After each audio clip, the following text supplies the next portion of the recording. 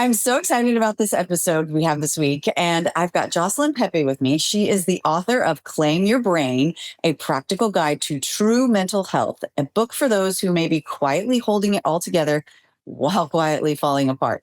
As the founder of TrU, she fuses research, lived experience, and deep coaching to strengthen the mental health and well-being of leaders and teams, elevating optimal impact and performance. Jocelyn holds a master's degree in the psychology and neuroscience of mental health and multiple coaching designations in both health and performance. She is reshaping the future of how we care for mental health in and beyond the workplace. And I wanted to note here, a little disclaimer, Jocelyn is a mental health coach. Her book and this conversation is a non-clinical exploration of mental well-being for adults 18 years and older and is intended as informational and educational resource. It is not a substitute for professional medical advice, diagnosis, or treatment. So I'm so excited, Jocelyn. Thank you for joining me this week. Awesome. I'm really looking forward to being here for this conversation, Chrissy. Good. So we've known each other sort of in proxy, I guess, by one of our mutual friends, Christy Mann, the amazing Christy Mann. I know a little bit about your story as well, and I've gotten an advanced copy of your book, which is now out, which is amazing, and has a beautiful cover. Oh my goodness, that cover is just beautiful. So I wanted you to introduce yourself a little bit. I think this topic is really important. This podcast is called Finally Seen.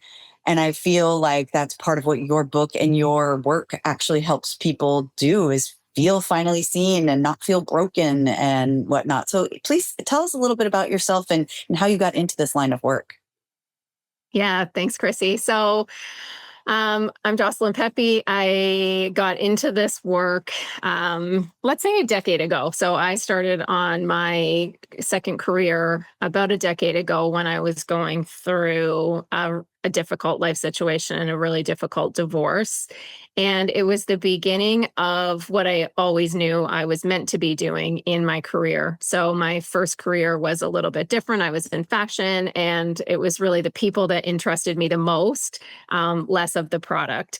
And as I continued in this journey, I continued upskilling from coaching, and I always knew there was more. So then I became a health coach, and then I did my master's in the psychology and neuroscience of mental health. Coaching was the thing that really helped me claim my brain and really claim myself back.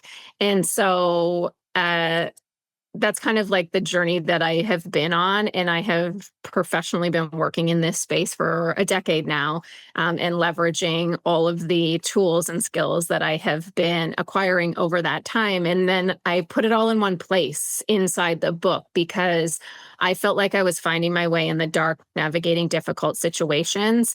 And then I put everything that I had found that worked really well for me in the book, because I felt like the way we were caring for mental health was segmented and one-dimensional, and I wanted a whole human approach.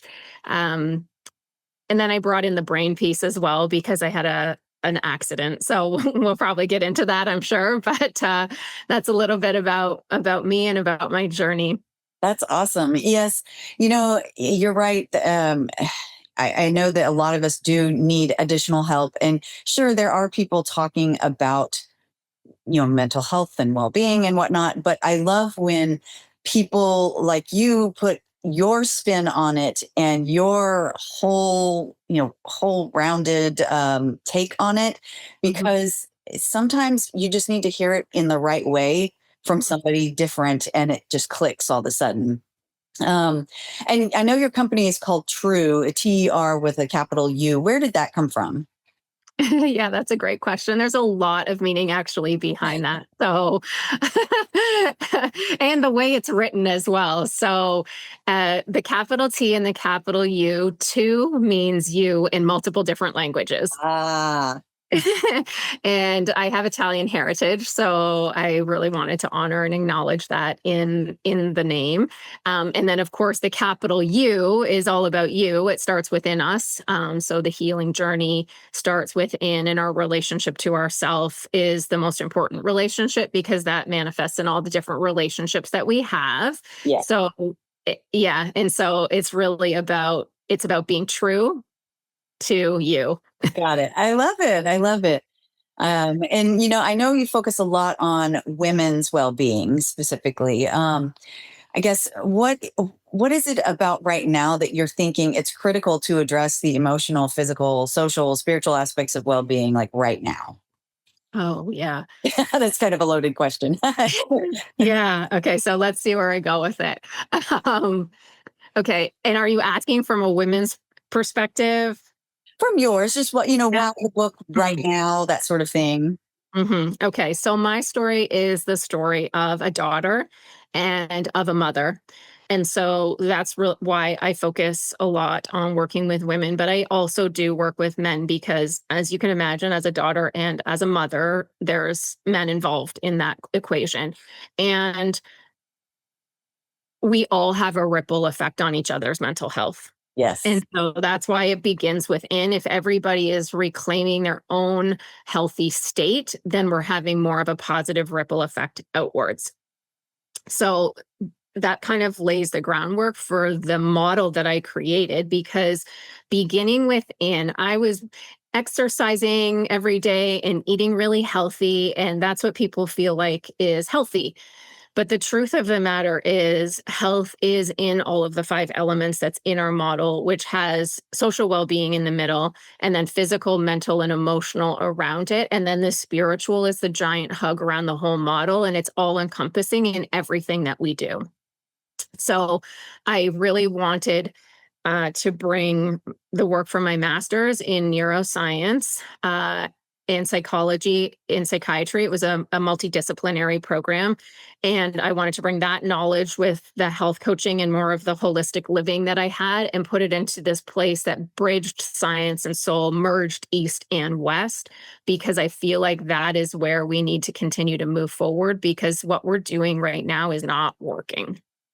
Right, absolutely. Yeah. I was just having a conversation with someone yesterday, and we were talking about, the weight loss journey that a lot of people are on. And I was just expressing how frustrating it is for me to see that most people are only looking at one piece and they're not exploring the rest of it. And I feel like it's like that for so many aspects of our lives. Like we have to look at multiple pieces. And I like what you said too about the ripple effect. I can tell you, thankfully, because I've been in your coaching world and with our clients who are in the coaching world, I understand a lot of the techniques and a lot of the words and things like that. And like Christy, our mutual friend, she and I were talking about our saboteurs and how our saboteurs even affect our relationship. So when her saboteur comes out, it triggers my saboteur, and then it's just a ripple. And so you're exactly right in saying the ripple effect. So I appreciate that you take a coaching aspect to this because it's so different than just telling somebody what to do or here's a template. It's like, no, it's kind of more collaborative. So I love that approach. What I guess you said at the beginning that your coaching or receiving coaching is what kind of really helped you. Is that what inspired you to also pull in the coaching side? Absolutely. Yes, absolutely. And so, because I'm a professionally trained coach, coaching was what helped me connect back to myself. It was what helped me heal when I was broken and felt like it was at it. I went into the coach training at a time when things were falling apart in my life. And so I really wanted to bring this aspect into mental health. And as I was doing that, organizations were being born. And so I work as an independent contractor for a few different mental health coaching organizations specifically. And so I had this idea, and I just didn't have the giant amount of resources behind it that other people also were having. And so there's multiple platforms now that I'm partnered with who are mental health coaching. And so I was visionary with it, I feel, and I wanted to bring this. You're naturally creative, resourceful, and whole, and have the answers within you. You don't need someone to tell you what to do. You need to find it deep within, because the more we can tap into our intrinsic motivation, the more we build strength and resiliency and confidence in ourselves. I have to say from my own experience that I've received coaching throughout the years, and I can tell you that those were the biggest leaps was Mhm. when I was, getting coaching. And that has made the biggest difference for me. And, it almost feels even better after a coaching session than maybe say therapy, because it's like you come to the realization and you're like, oh, that was in my brain. I do get it. And I can see so many light bulb moments that come from coaching. So I'm a big fan, obviously, of coaching. What Yeah. role does self-compassion play in, all of this, your mental health journey and whatnot? Oh gosh, I feel like it's the foundation. I feel like curiosity and compassion are the two elements that I pulled from coaching that are throughout my journey with myself, with how I interact with other people now. It's all through the book. So that curiosity to be understanding ourselves comes from a compassionate place. And even Gabor Mate talks a lot about this in his healing work that he talks about with more severe mental health challenges. But curiosity, compassion is the element for a foundational element for having good mental health, because what was going on within me was this incredibly negative inner dialogue. It was almost self-abusive, and it didn't start that way. It became that way because of outside forces. So that's when I'm talking about the ripple effect of mental health. It's like how other people are talking, treating each other, being with one another, talking to us. We can absorb that. And especially for women, we internalize things more. And so young girls internalize things more. I started internalizing all the things when you were talking about saboteurs. My inner dialogue was so negative. I had no curiosity and no compassion for myself. It was all just harsh criticism and judgment. So those two elements are key components of cultivating better mental health, is having the courage to be curious and compassionate with ourselves. I love that. And being curious about yourself, I think, is the interesting thing. Because, yes, we're often curious about outside things, but really diving in and being curious, like the other day, a negative thought popped in my head. And thankfully, because I've worked with so many coaches, I'm able to recognize it, name it, and go, why did that pop up? And just really get curious as to why that negative thought popped up, because I knew, it wasn't true, the Mm, thought that popped up. So it's like, let me examine that a little bit. And mhm. so you're right. It's that curiosity of diving in. Why did I have that thought? Um, you mentioned earlier your brain injury. So talk a little bit about that, if you will. Yeah, of course. So the book merges mental health and brain health because that's been my journey. And mental health is brain health, and brain health is also its own animal. And so um I was a triathlete, and I was training for a triathlon, cycling early one morning on a tri bike, which doesn't have brakes when you're in the arrow position and kind of like hunched down, just going along the road.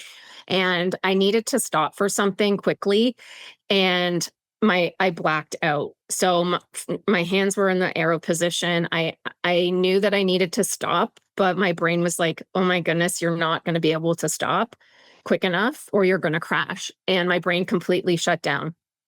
So I completely blacked out, and before I knew it, I was being put on uh I was being immobilized. I was being put on a backboard, and my neck was being immobilized. And as the paramedics in the ambulance started putting me on the board, I just started asking if I was okay, trying to wiggle my fingers and my toes because I wasn't sure if I was paralyzed.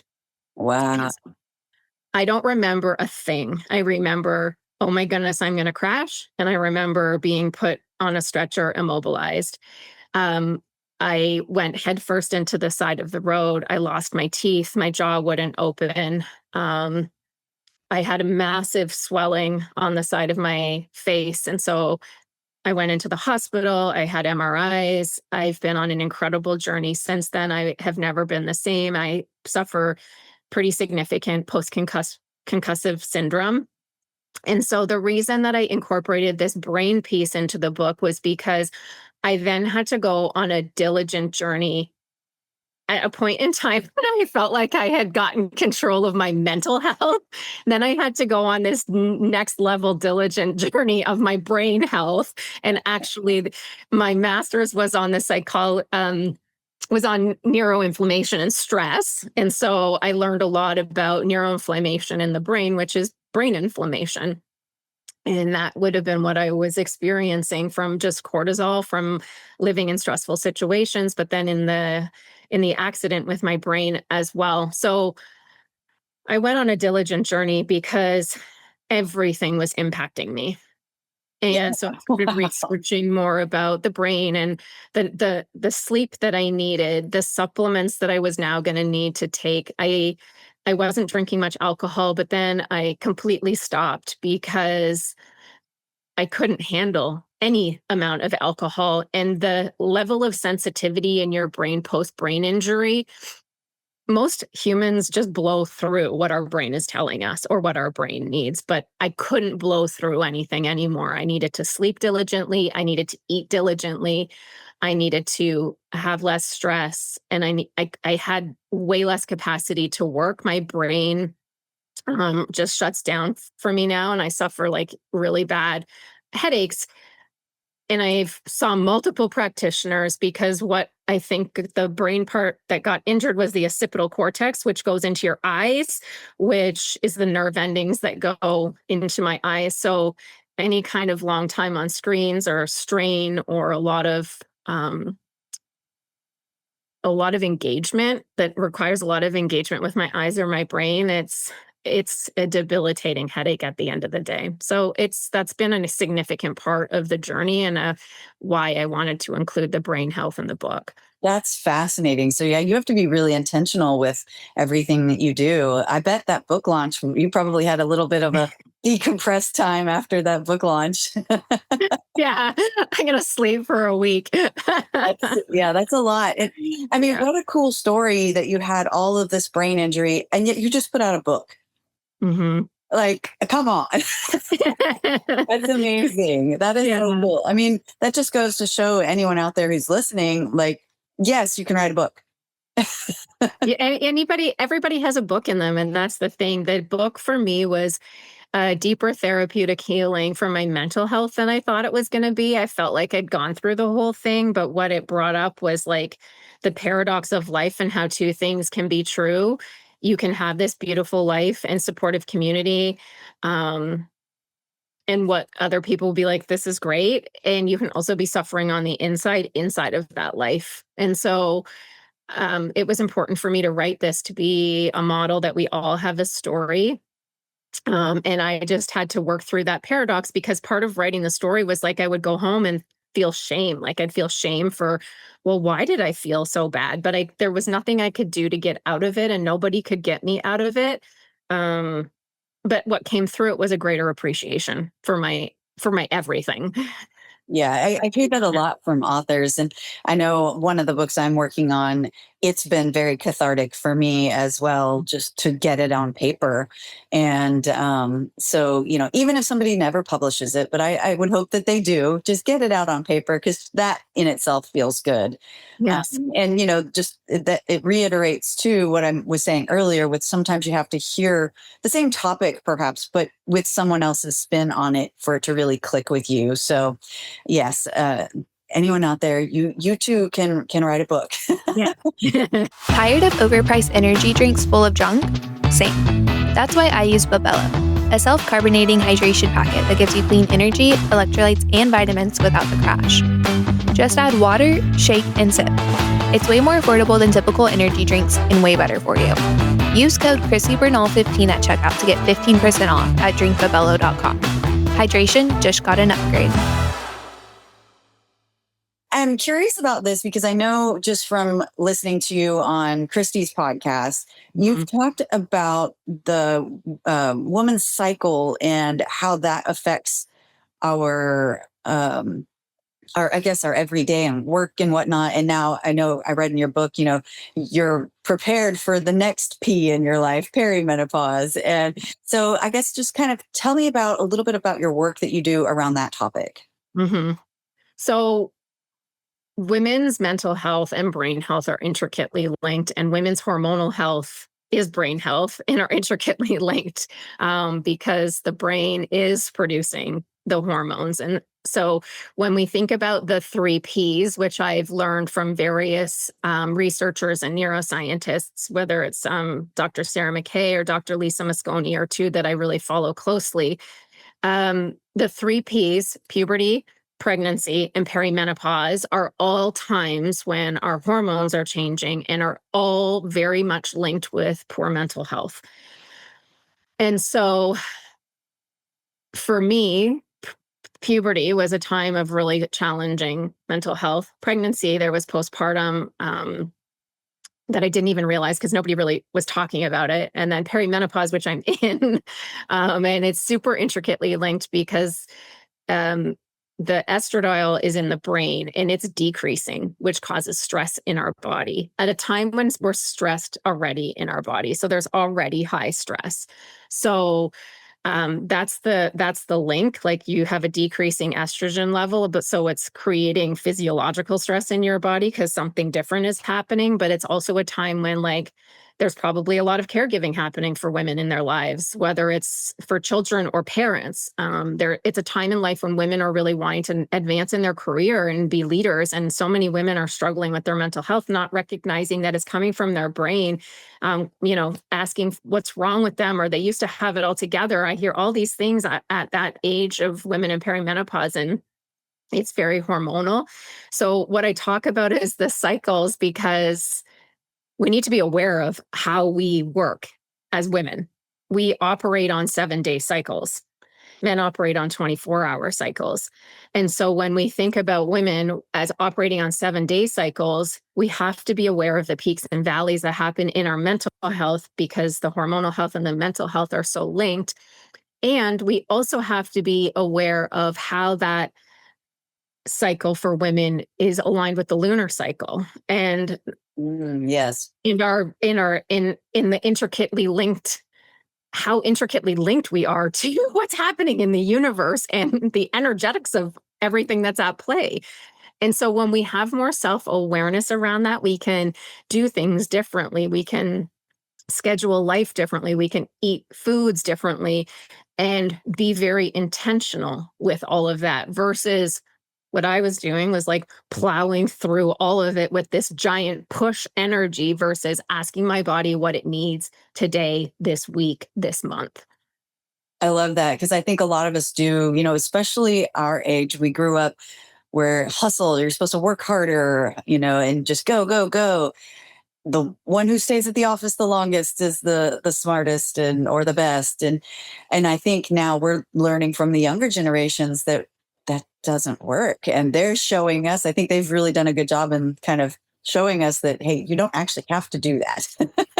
And so now we're getting better at paying attention and being more intentional. And I guess for that 7-day cycle, keeping a journal is helpful to trying to see, kind of figure out your patterns. Does that actually help in getting intentional?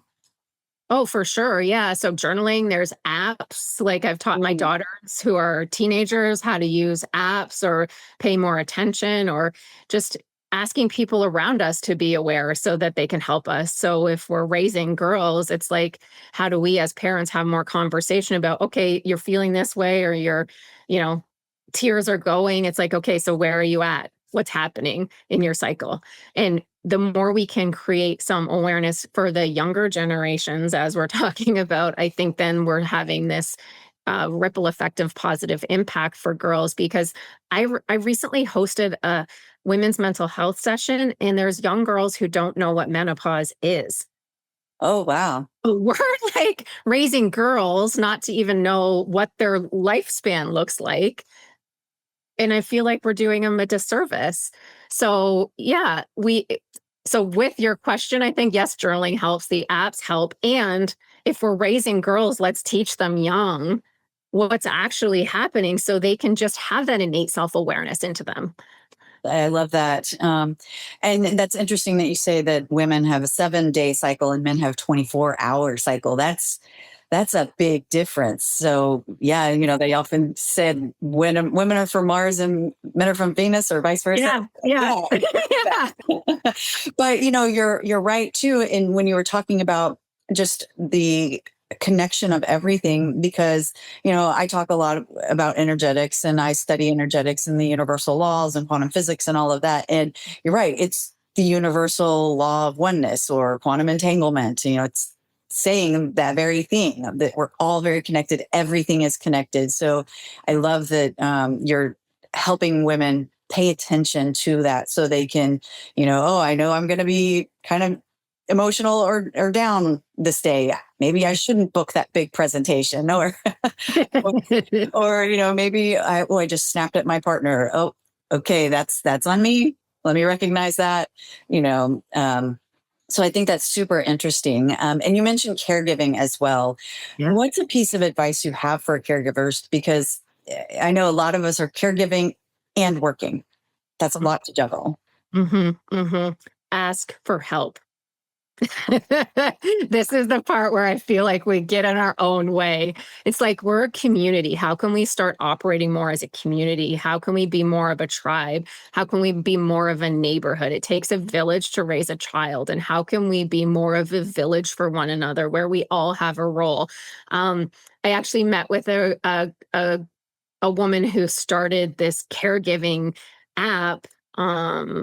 It's called Console, and it's for caregivers. It's to help with like what people need. Do they need groceries? Do they need different things? But it's like, how can we all start to come together as a village to care for one another? So it's not landing solely on one person, because that's too much. It's too much when we have to take care of ourselves, take care of the parents, take care of the kids, do the career. It's too much energy out. So it's like, how can we start to be more interconnected in that way? I love that. And I love that there's an app that would have been super helpful for me years ago. And now there's an app for everything. There wasn't back then. But I remember, you were saying be the community and the tribe. And I remember when my husband had cancer, I ended up having to quit my job because it was too much to try and juggle. And I remember, friends coming over, bringing food, and we ended up winning. It's just so neat how things work. Our daughter, Sierra, the one who sings, she entered a Chick-fil-A idol contest and won 6 months of free Chick-fil-A. And so it was perfectly timed with his, cancer battle, because there were days that I couldn't cook. And so, it was like, we'll go get Chick-fil-A. And, yes, it's fast food, not the most ideal, but, it's like, I couldn't try and keep everything great, Yeah. And I finally lost the weight from all of that. Yeah. But or you had to navigate that. And that's the reality right now, is like, whether it's caregiving for elders or children or health, we're all here to take care of each other. yes, I actually just had that conversation with Lynn. There's a quotation she loves to quote, where it's about, we're all walking each other home. And so you're right. We all have to be connected and be aware of each other, lovingly, obviously, not judging. I've established a relationship with Christy where I can ask her, hey, is this your saboteur coming out, or do we really need to examine this? And, we have an agreement that we can ask each other that, and there's no judgment. It's just awareness. And that's been super helpful in our working relationship, because instead of me assuming and my saboteur coming out, it's like, so I know that was a little bit off of a tangent, but you made me think of that. It's an important part of the conversation. Yeah. I know at our age, there's often a lot of grief. And I know that right now in the world, there's a lot of grief, but, and grief can happen, work grief, death grief, because our bodies are rebelling against us to some degree. So talk a little bit about how you help coach people through grief. Oh, wow. What a great question. Yeah, I think from my story, I experienced a lot of grief. And Yeah, that was a lot of change all at yeah, once, and the frustration. I'm sure your body felt foreign.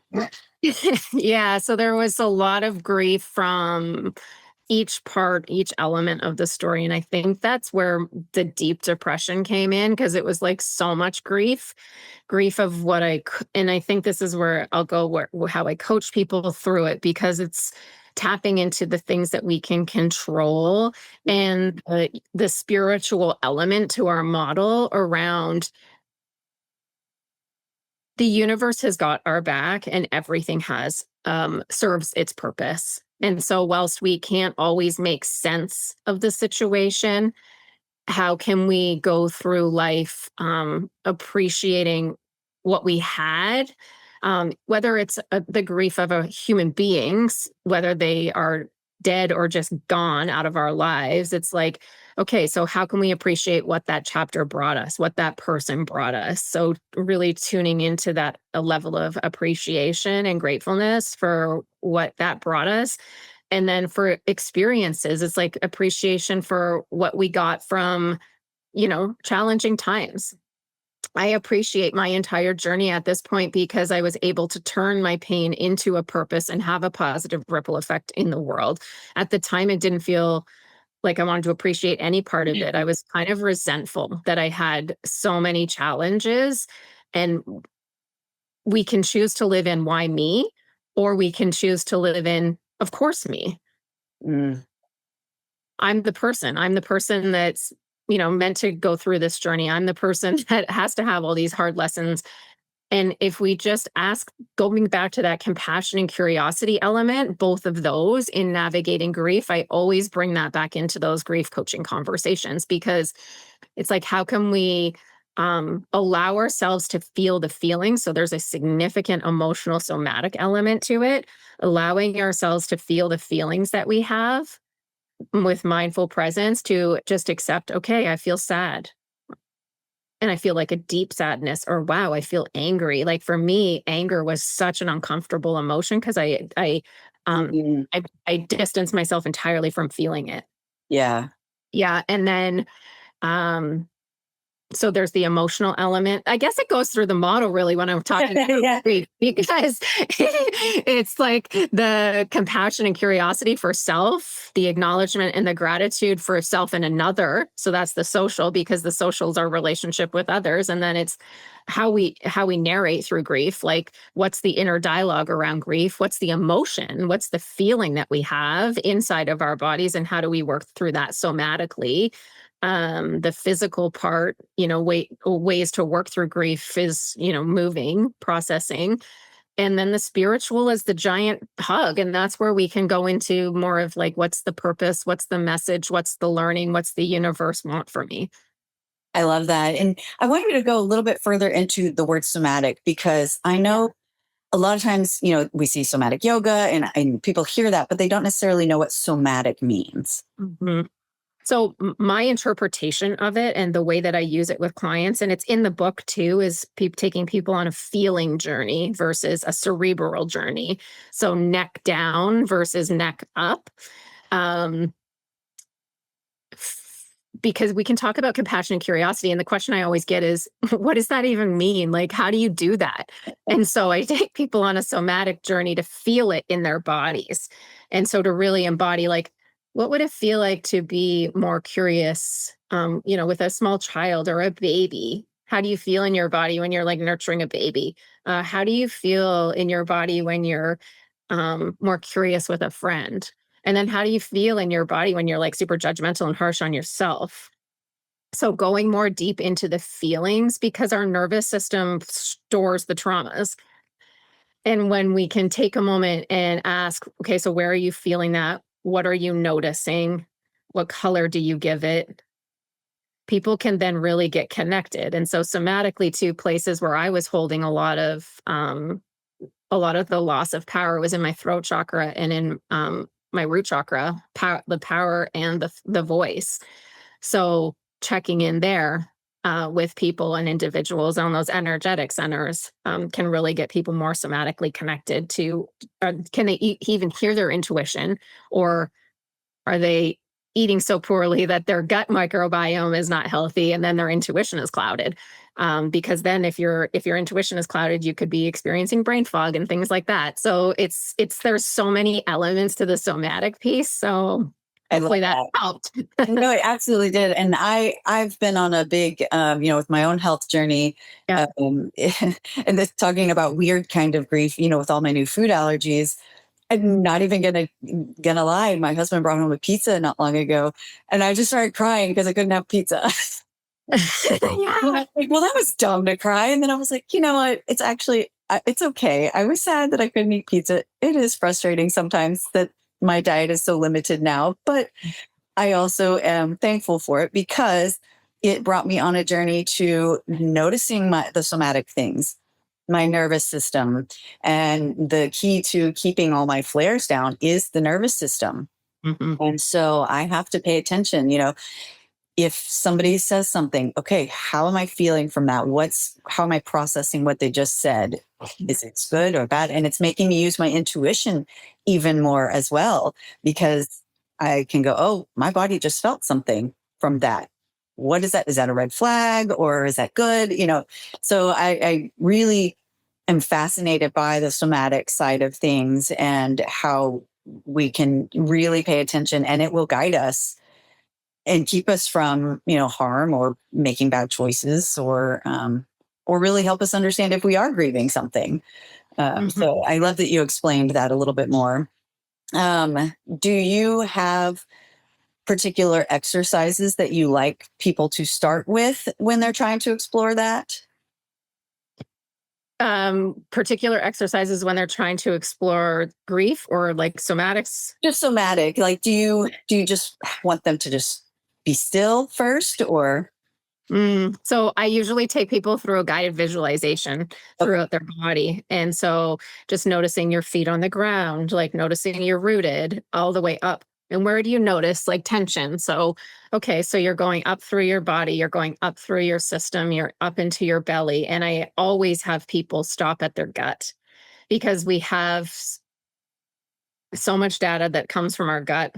We have so much data that comes from our heart. We have so much data that comes from our brain, and we have so much data that comes from our nervous system. And that's the way I talk about mental health in the book: is your heart, your brain, your gut, and your nervous system is what is mental health. I love Each that. of them have information. So when I'm working with clients, it's going through each of those places to notice what's your gut saying and feeling, what's your heart saying and feeling, what's your brain saying and feeling, and how's your nervous system. That's like everything in all throughout your body. And if people have moments where they're coaching through triggers or difficult situations or wanting more, checking in with where they're blocked is really useful. And then somatically, those chakra systems we talk a lot about in the book too, because the energy centers are storing things, and we need to let them out. So how do we release? And coaching people through the throat chakra specifically, it's like, what do you want to say that you're not saying? That's powerful. Yeah. Because I think a lot of times as women specifically, we don't say what we want to say, or we don't say we need help, or we don't, name the thing. So I love that you say that. And that's something that you work with. Yeah. Let's see. What is something that I guess is a common thread that you see with women you coach? Is there a common thread? What's the common thread in women I'm coaching? I would say probably the first and foremost is like the inner dialogue and how hard we are on ourselves. There's a common thread around that, how hard we are having to do it all, inability to ask for help, go, go, go, go, go until like you're in tears at the end of the day, because giving all of our nurturing energy outside of ourselves. I would say those are some of the common themes I'm coaching through in the present day when I think about all the clients that I have, and yeah, it's around how do we ask for help more? That was my biggest challenge. Like I didn't know how to ask for help because I was so super independent. And part of, you'll see it in the book, part of my story is like hyper independence is a coping mechanism. It's a coping mechanism for adverse experiences because it's the only way we know how to survive. And so, how do you untangle that hyper independence and start to lean into people more and start to open up? And then also for women, and this is part of my journey too, is like our attachment styles. And we all have attachment styles, but it's like, what's our attachment style and how do we work through some of that? Um, so those are some things that I would say probably are the predominant topics. I definitely could see that for sure. But, I mean, myself included, I know being a female entrepreneur, it's like, oh, I still have a house to care for. And a lot of times I see it with female entrepreneurs, they're still carrying a majority of the household workload and caregiving and whatnot. And actually, it was really neat. I was on a call with a guy yesterday, a potential client. He had his baby in his arms with him during our call because his wife was sleeping. And I was just so blown away. And I was like, I love this. He's like, I hope you don't mind. And I was like, absolutely not. I'm loving that you're giving your wife a break so that she can sleep. And I was just blown away. And I was like, that's beautiful right there. And so I love that. Yeah. And we're having more like parental leave, whereas I don't think that was as much of a thing when I was birthing babies. And if it was, there was stigma around it. And now it's embraced with younger generations. And I love that for working women, because that was part of my challenge was I couldn't figure out how to have it all or do it all. And I had the privilege of having a nanny, but I also wanted to be with the kids and I wanted to work in a meaningful career. So it's like I wanted all the things and I was trying to manage all the things, but it ended in depression because I couldn't figure out how to do it all. I get it. I totally get it. So if people want to obviously buy the book, they can buy the book everywhere. And I know you've got it in print, Kindle, and paperback. And I love your model, by the way, that's in there, the illustrations. If somebody wants to work with you, maybe one-on-one, or how can they find you to learn more about what you do? Absolutely. Yeah. So truliving.ca. So TrULiving.ca is where you can reach out. You can see all the services that we offer, one-to-one coaching, corporate and executive workplace well-being. You can buy the book on the website. It also is available at all major online retailers in all different formats.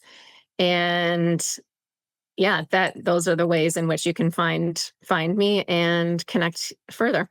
Awesome. Well, I hope the audience does connect with you further and gets your book for at the very least, because it's a great book. Again, the cover's beautiful. You did a wonderful job on that. I truly appreciate you coming on today and sharing this. Just hopefully it touches at least one woman and she feels seen finally and knows she's not broken, she's not crazy. She just needs more tools. So, thank you again. Connection. Yeah, and connection. Yeah, like we're not alone. And so I shared my story and what the ripple effect that it's having. It's creating deeper, more intimate conversations amongst the people who are reading it because they don't feel isolated and alone. We're not navigating this on an island. We are navigating it as a society. Women are navigating this together, and it's all about circles and connection.